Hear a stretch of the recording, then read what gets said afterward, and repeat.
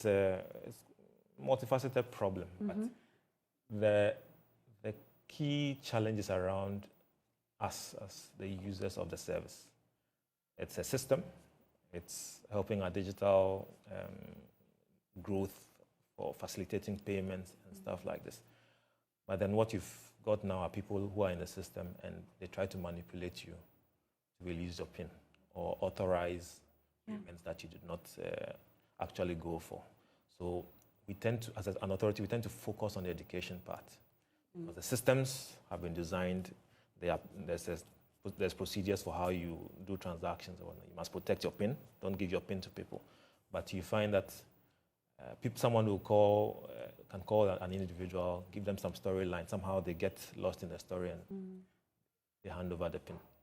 Then the person is gone. Or in some cases, there's some of the service providers, they can send you a prompt for you to accept by entering your PIN. Right? Yeah. So they call the people, give them some storyline. Oh, we are authorizing this, or just check this, and then please enter your PIN. We are fixing this problem, something like this. They give you a story, and then you release your PIN. So there's the human side of it, and we call it social engineering. So basically, they are playing on your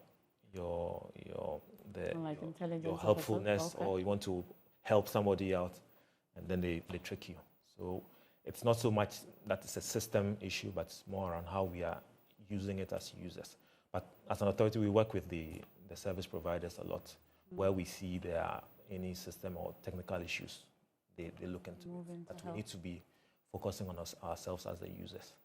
But as an authority, you're not clothed with any powers to be able to make sure that these telcos and anyone that falls victim to this or whatever it is that can be done to prevent it in the first place. There's nothing like that? Well, we actually have some control in the sense that that service area, because so critical to digital, falls under what we call critical information infrastructure.